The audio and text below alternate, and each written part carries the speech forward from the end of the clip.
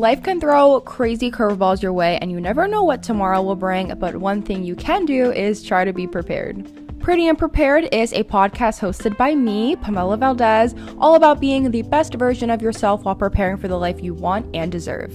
With this podcast, we are targeting millennials, content creators, students, creative individuals, and more looking to gain insight on all things social media, living your best life, self-confidence, love, building your career from the ground up, landing internships, secrets to working with brands, and so much more. Tune in every Monday at 8 a.m. for a brand new episode. Hello guys, welcome back to today's episode. We are at episode 19, and today we're going to be talking all about getting out of your lazy girl flop era. Think of today's episode as basically the ultimate guide to all of the tips that you could ever truly need to be in your girl boss, getting things done, and slaying era. I know that sounds so cheesy, but trust me, I know exactly what it's like to go through multiple eras where you're unmotivated, you feel super overwhelmed, you don't know where to start with all of your tasks, and you just want to be a higher version of yourself. So don't worry, after this episode, you're going to be super excited to get started on your next journey. Diving right into today's episode, what exactly is a flop era? So this can be a time period in your life where you feel super unmotivated, almost kind of lazy. Maybe you have a lot going on and just not enough time during the day to split it between all the things that you want to accomplish.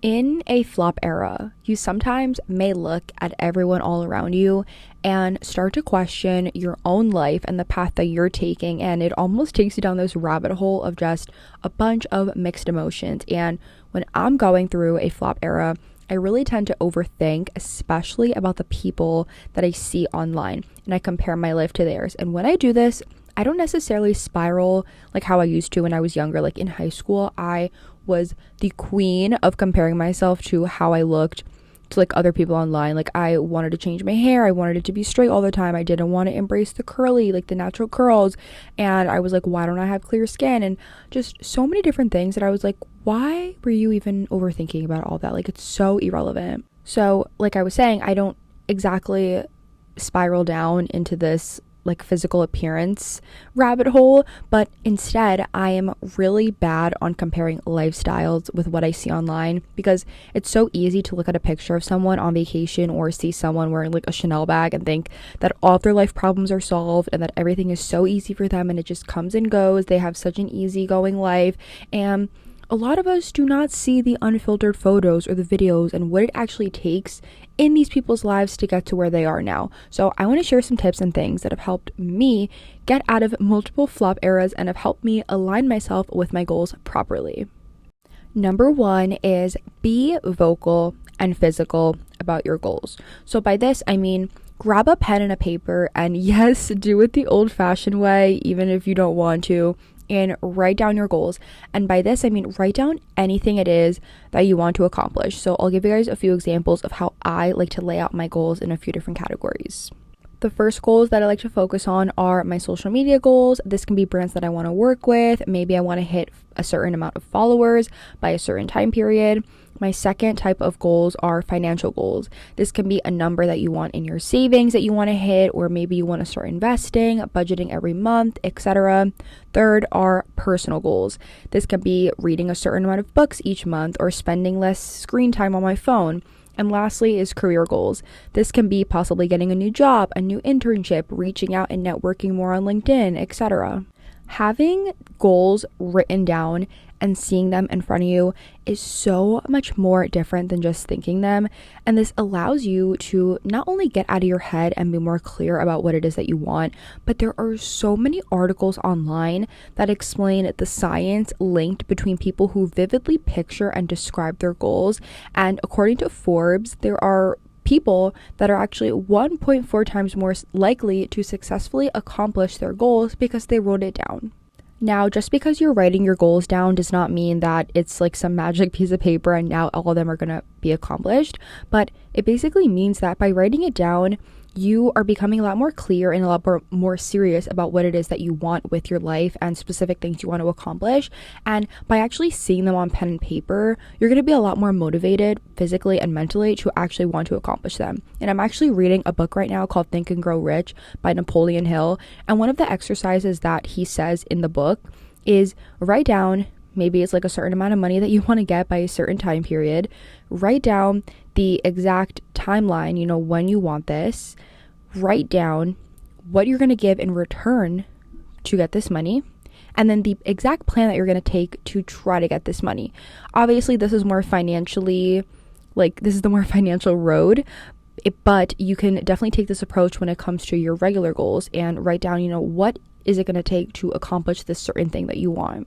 And the reason why in the book Think and Grow Rich he says to write these goals down physically is because every single day, morning and night, as soon as you wake up and before you go to sleep, read these goals and then envision yourself with them. Because when you envision yourself vividly with it and you actually picture yourself with these goals or with this money, it is going to flow so much more easier than you think.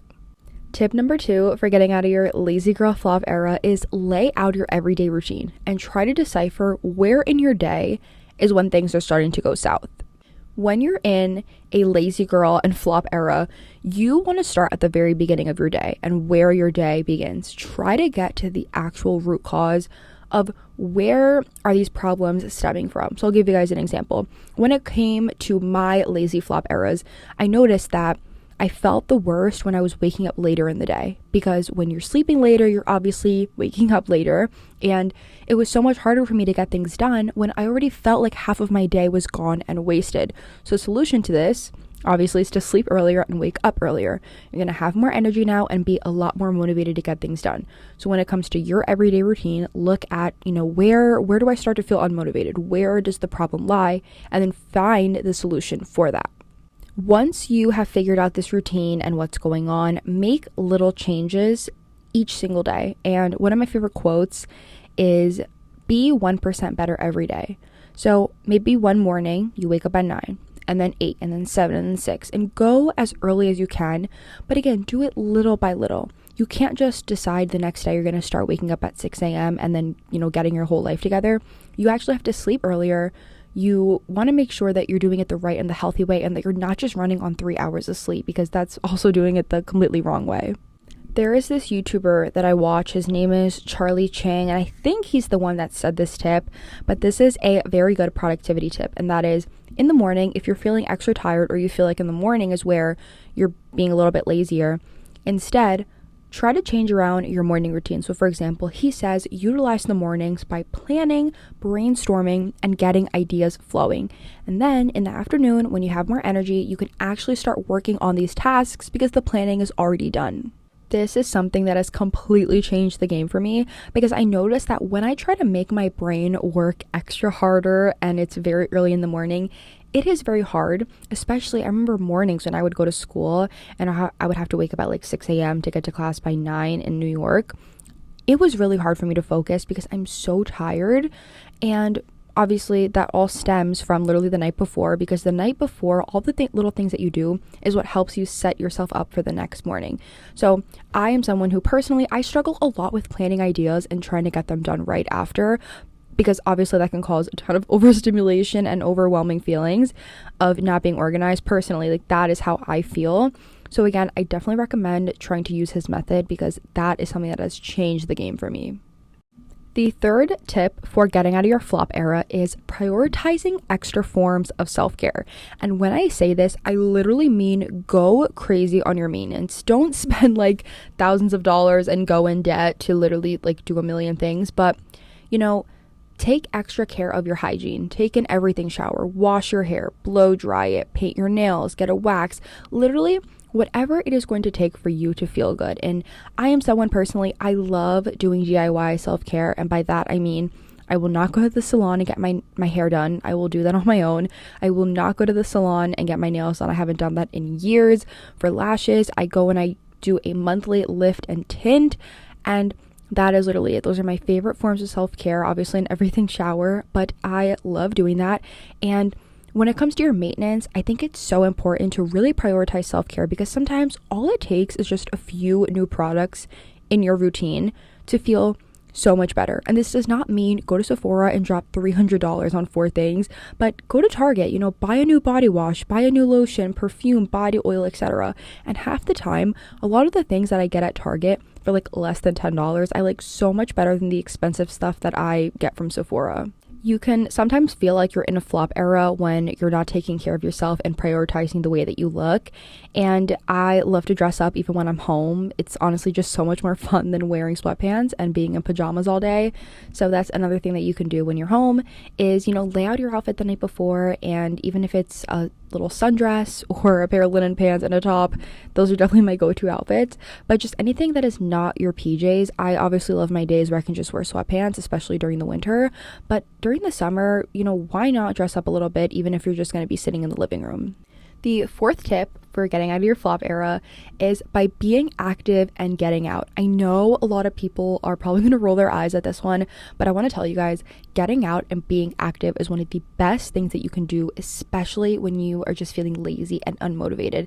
There are so many mornings where I don't want to go to the gym and I don't want to go to a 7 p.m. spin class and I don't want to wake up before 9, but I make myself do it. You are never going to feel bad after a workout. You're never going to feel bad after going on a nice long walk or even, walking by the water.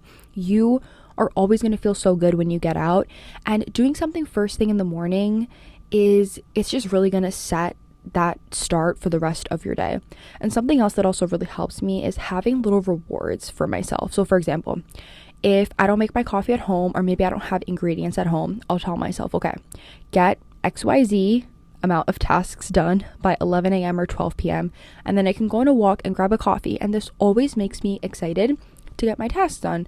I love it. And again, there's so many little ways that you can find things to essentially reward yourself too. And also, it's really important to note that it is physically and mentally draining for you to stay inside all day. Like, that is really bad for us humans. So have something in the morning, even if it's 2 to 3 times a week, that helps you get outside. I love going to the park with my sister and reading a book and playing music or just talking while she journals. It's literally just so therapeutic, and you don't have to go with someone. Like, I've been to the park so many times alone and I love it, but it's really just all about getting out there, seeing nature, seeing the sun, and just being outside.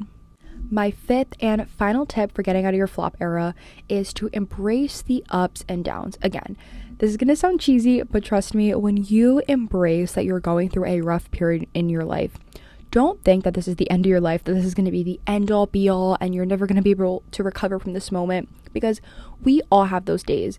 Even celebrities, even famous people, even those that you follow online on social media are always going to have bad days. And obviously no one's going to publicize that, which can be really annoying. But I remember I posted a video a few months ago on TikTok talking about how I was really sad and unmotivated. I was low-key in my flop era, and that was before I actually got into a even worse flop era. But I made a video, and a lot of people in the comments were really resonating with me and saying that they feel the same way, that social media is kind of just a facade and a cover up for how we actually feel.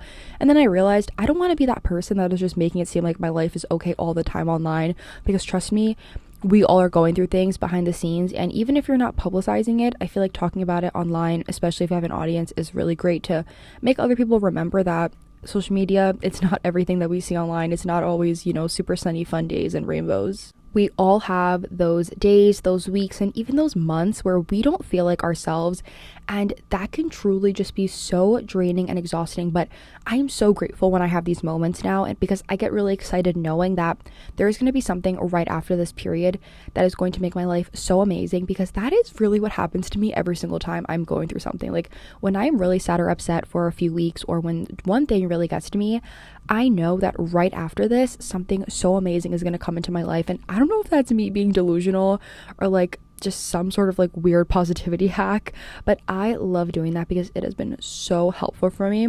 And again, just always know that there's always going to be light at the end of the tunnel. Before I close off today's episode, I want to give you guys some rapid fire tips on how to actually input this new era into your life and stick by it. Because the hardest part of getting into a new routine is actually finding ways to stick by it. So my first tip is lay out all of your stuff the night before. And this can be your outfits, packing your bag, your purse, meal prepping, etc. Ever since I was little, the one tip that I'm so grateful that my parents have taught me is get your life together the night before you have something very important to do. I know you guys have all seen those memes before of people like getting ready for the first day of school and they literally have their outfit like laid on their bed, and that is something that I am like, this is so true. Like, I love having a new outfit out. I love just having my outfit for the next day laid out, because it's going to be so much easier for you to get dressed in the morning because there's less work for you to do. That is the point. The night before, set up yourself for the next day. Make it easier for you in the morning, even if you don't want to get out of bed. My second tip is have small rewards for the day, and then have a medium-sized reward for the end of the week, and then one large reward for the end of the month. This can literally be anything that you want, and honestly, this is probably going to help you get through the month very successfully if you are someone like me and you need little rewards or things to keep you going. And I'll give you guys an example of some of the rewards you can do. So maybe a small reward for the day can be like grabbing a cup of coffee. A medium-sized reward could be, I don't know, like going to the mall and like grabbing your favorite top or something new you saw online. Maybe you want to go to Target and get like a new body wash. And then something really large at the end of the month could maybe be treating yourself to a dinner, or going out and, you know, any little activity it is that you want to do, like, I don't know, like a museum or something, I don't know, or even, you know, getting a few books at the bookstore. Whatever it is that you want to do, I think having different sized rewards for the day, for the week, and the end of the month is really, really great, because again, I'm someone who I need little things to look forward to, and even if it's as small as a coffee from Dunkin' Donuts, I will definitely make myself excited for that. The last tip is, instead of looking at negative moments with sadness and overthinking, reroute your thoughts to be trained towards thinking, you know, what is this going to teach me, and what am I going to get out of this moment?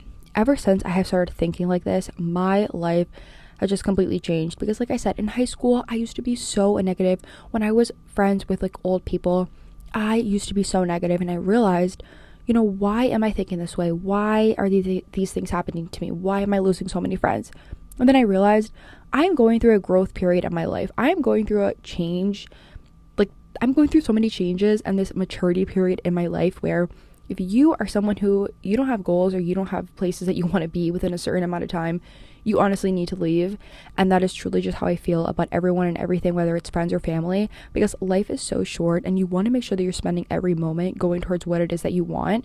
And you, while you're going through this, you're going to realize that people that are going to be there for you and who's not. And that's a good thing, because you want to make sure that at the end of the day, you are seeing who is real and who's not. That wraps up all of the tips and all of the advice for helping you get out of your lazy girl flop era. I'm telling you guys, these have been so helpful for me, and definitely let me know. Either DM me on Instagram or follow the Pretty and Prepared Pod Instagram and comment on the post that I made promoting this episode, and let me know what helps you get out of your lazy girl flop era, because we could all definitely learn from one another.